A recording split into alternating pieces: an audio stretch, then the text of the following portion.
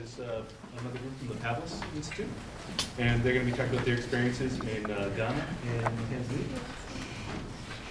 That's it. All right. Take it away. Hello, everyone. My name is Jenna Caesar, and I am a fourth-year mechanical engineering tech. I'm Michaela Cromie. I am a fourth-year chem eng. And we are with the Pavlis Institute. We took a trip to Ghana and Tanzania with 4 other girls. We're all pictured here in a taxi. And we went to Ghana and Tanzania, and we will be telling you more about what that experience was like. So first, we heard a little bit earlier about Pavlis Institute, actually now called Pavlis Honors College. It's a subset of the Honors College, and it's basically a 4-year curriculum designed to help you enhance your leadership abilities in the classroom setting, and then you get to apply them internationally. So your first couple years are in the classroom, taking classes, learning teamwork and leadership. And then your third year, you start to plan projects that have been started the previous year before you joined. The summer of that third year of being in the institute, you will implement those in either like India or Ghana or Tanzania or Malta. Those are our 4 locations right now. And then after you come back during your senior year or your 4th year in the institute, you will mentor the students that are coming next so that the projects can be sustainable, and you can also teach them what you learned so that it's easier for them to get immersed in the culture again when they travel and know a little bit more what to expect. In the end, you get a certificate in global and technological leadership. All right, so when we went to Ghana this year, we spent 3 weeks, and we worked a lot with universities in the area. We stayed in Kumasi and Sunyani mainly, and we worked on some biofuel development projects. We brought the Iv V Ventilator to the hospitals there, and we worked with schools doing science experiments, and we started a women's health education process. And in Tanzania, this was our first trip to Tanzania, so we basically piloted the location. So one thing they really wanted was they wanted ICT development, which is information and computer technology, something like that. It's like our IT department, but they include computers. So we brought them a Rachel system, which is a remote area connectivity hotspot for education and learning. And we worked on a water storage and distribution system, and we helped them with their curriculum development to include their ICT. All right, in Ghana, one of the first things that we did was my project. We worked with biofuels. We worked with the university in Kumasi, and we established a partnership to do biofuels research. The idea was brought to us by Eric, a couple cohorts past, and about doing a more sustainable and cheaper alternative to diesel fuel. And his idea was to use palm oil, but that's a main food oil over there, and they don't like to use food oil for power. So we're looking into jatropha, which is very easily grown, very easily produced, but they don't have the capacity to do the testing. So they want us to do the chemical testing and the efficiency testing, and then we will work with them to implement. The original plan was to work on this with the Lister engine, but that did not work out. Yeah, that was an engine, sorry, just to continue on that. There was a generator powering the hospital. Clinic. A clinic, yeah. And so it was a Lister engine running the generator, but yeah, they weren't using that, so we arrived there and we're expecting to try and figure out this alternative fuel for their generator to make it less expensive for them to generate power. And then, like, it turns out they weren't using it, and it was really hard to regulate the power. And Their voltage regulator was broken, and every time they tried to plug something into the power source, it just blew everything up. yeah, so that was a good learning experience. We learned how to be flexible and how to still like adapt our plans for trying to figure out a biofuel for this generator to coming up with this partnership with the university instead. And yeah, moving forward that way.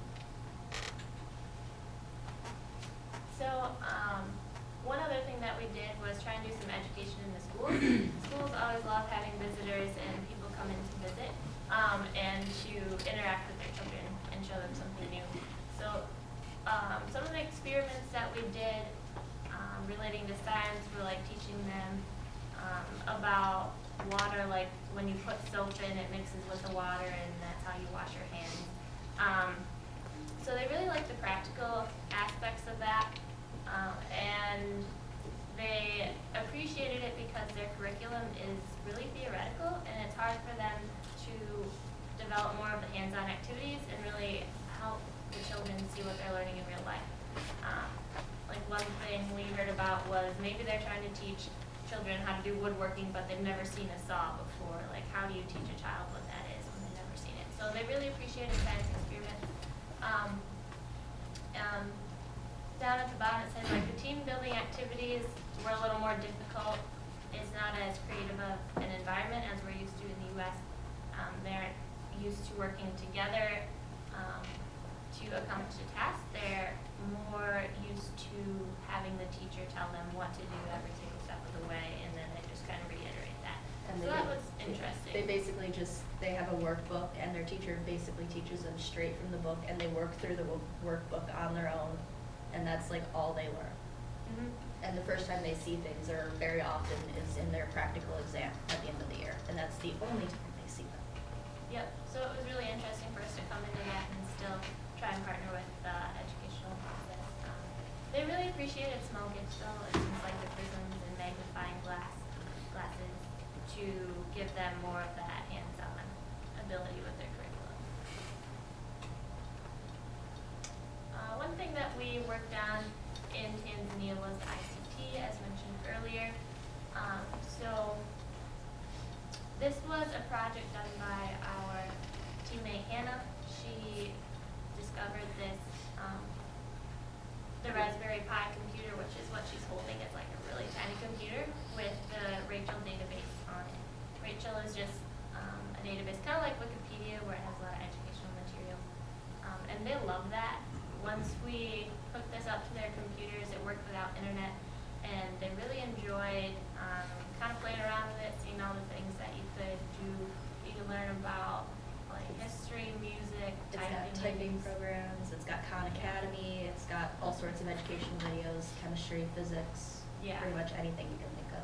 Right, and they really loved it. One thing that we could develop in the future is trying to see if there's something that we can like replace it with that is more focused on Tanzania, since it is an American based database. Like, it's all about American history and stuff like that, and that's all great. But they would also like to learn a little bit more about their language and their history in Tanzania. But the Raspberry Pi computer does use a lot less electricity, and that is one big thing that we were looking into. Once we saw their computer setup, they get a lot of computers that are secondhand. They're a lot less expensive, but they only work for a few years, and it's really hard to keep switching out computers, and you never know what you're going to get. And the older versions also use a lot more electricity than the newer and updated. And that is a struggle there with, you never know when the power outages are going to happen. And They basically have this big bank of batteries that they have hooked up to the electrical grid that they charge when the power works. yeah, And then these computers completely sap the batteries in like, what? 5 or 6 hours. Yeah, less than, probably, especially when they're running Yeah. lights in the classrooms and everything. Yeah, it was a new experience for us to learn about just how to work with that infrastructure. And one thing we would like to develop in the future is if they have the funds to get more updated computers, we can help them with the actual setup of the classroom. Maybe just using one computer with a few monitors around it.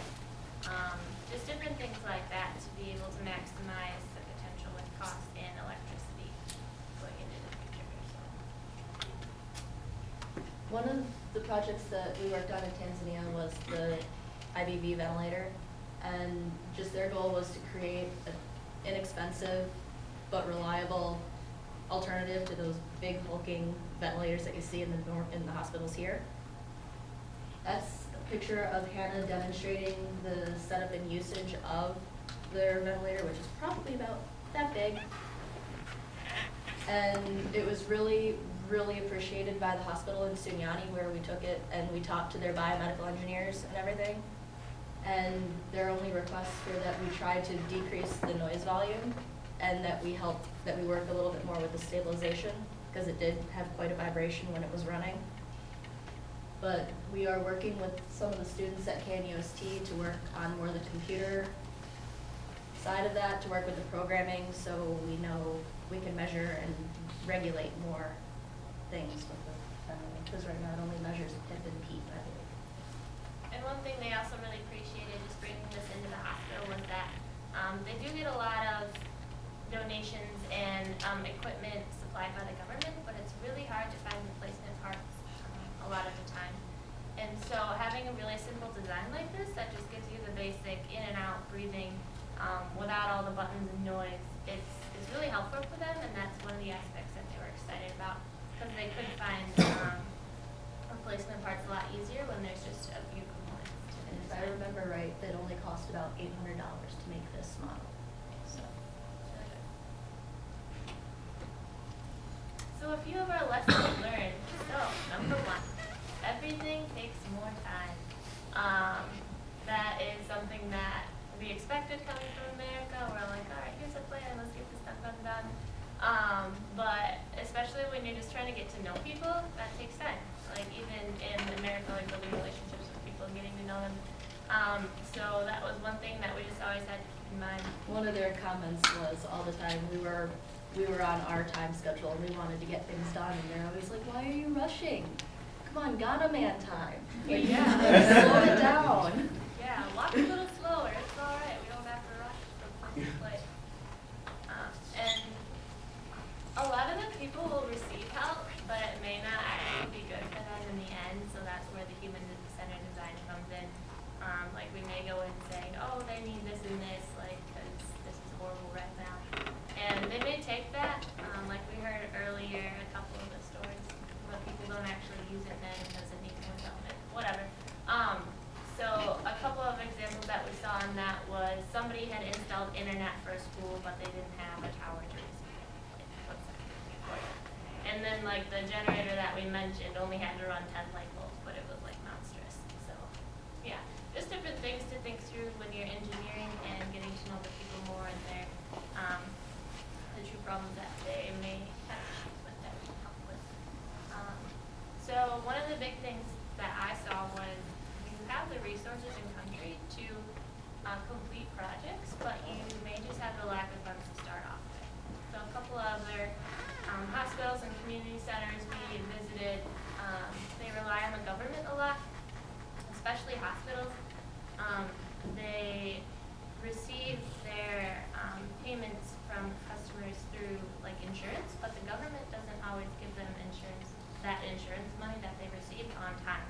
So things have to go through the government, but it doesn't always get from the government back to the people. And so just money was what was holding them up. Like they had plans to build walls around the hospital and plans to expand their facilities, but it's just the funds. And so that was one thing that we noticed. They also brought up that they could technically get the funds from the government, but the government wouldn't give them the funds unless they had a well-written proposal for their plan. So that was something we were actually thinking about, doing a proposal writing workshop with some of the professors and stuff and the teachers at the schools, was so they could understand how to properly write and propose an idea, so they could get their funding. Yeah, one of our main things we also learned was it takes more than the time you're going to be there to really get to know them.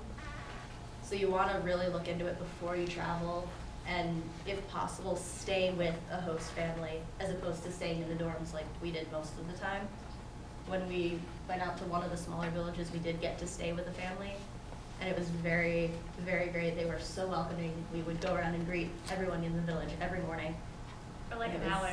It took an hour to go around the entire village.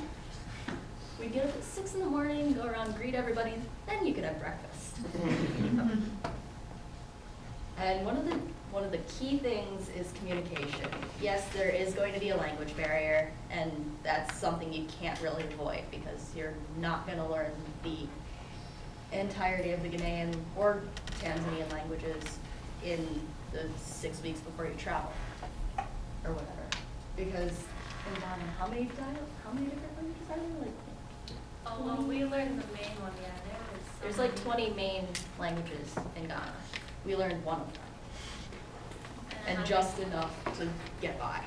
And then in Tanzania, we learned the basic Swahili stuff, but there's so much more. There are so many, there were 120, I think, different tribes in the area around where we were staying, and they all spoke their own language, not just a dialect, an entire language. And it was so weird. But if you come in knowing what you have to offer to them and what they need, it can be a lot more easily communicated. And as long as you ask questions and clarify what they want, you'll do just fine. And last but not least, flexibility. Just be flexible. You come in with a plan, but it's going to change regardless of how set you are on that plan. There's no way that it's going to work out the way you think. That's something we we figured out. took away. Yeah, hard to plan things, but when you're flexible and you kind of know like who you are and what you can offer, it's easier to work with the people and develop something that can look more like a partnership and still have both sides be satisfied in the end. Any other questions? What was going on with those cups? That was our teamwork activity. We wanted them to we had 6 cups like spread out on a table and like 6 different strings tied to a rubber band, and they had to stretch it out without talking and stack all the cups up. They couldn't touch the cups with their hands, and they couldn't really talk. And we just wanted to try and get them to think and work together. Didn't always work out. They cheated a lot, but it was a good learning experience for us as well. So, yeah. You mentioned like water distribution systems earlier, and I guess I was curious where the community's priorities lie, because you're talking about something as elementary as a human right, and then you're also talking about computers. So. Right. In Tanzania, we were staying at a boarding school, and there was a water source up it was the rift, but it's just a really big mountain, basically, hill. And it was a spring-fed gravity system, and they have a big storage tank that was government built and everything, but they are expanding the school. They're looking to double their student numbers. So they wanted to be able to expand the system so they can more readily supply water to all the students, as well as continuing downhill to the rest of the small village nearby. But they only have enough supply during certain months and at certain times, and sometimes it runs dry. We were also looking into teaching them proper water usage, because when we were there, they just left the spigot running half the time, and there's no way that you're gonna continue to have good water supply if you just let it go. Yes? So one interesting comment on this slide, that you back there, when you were describing the kids having a theoretical curriculum and never doing anything practical, I thought, wait, are you describing Africa or America? I find this a problem. But a question, you mentioned in a couple places that you work with the local university. Mm-hmm. Are they doing any of this stuff as it were in their own backyard, or how does that relationship work? Not per se. With the biofuels in particular, they do have an agricultural engineering program, which is working on the biofuels project, but they're not really implementing currently. They're just in the research stage. So it was just something we wanted to help promote and help them work with, so they can hopefully implement it in their own communities. And previous groups who have been to Ghana, they hadn't really partnered with the university before, so this is kind of a new thing for us. In the future, it would work really great because we are a technical school, and so are they. And so it was really easy to get in there and like we can kind of talk our own language a little bit versus out in the villages in the middle of the nowhere. It's kind of hard to describe what's wrong, like with your generator, like. Yeah. So hopefully we can continue partnering with the universities and be able to see if they have any advice for us as we go out in the villages as well. Chad, one more question? What were the What are the majors of the students on your team? I'm Ken, she's mechanical, we had another mechanical. An environmental and 2 biomeds. It's really interesting. All girls too, that was the first. Yeah, we were the first to have it.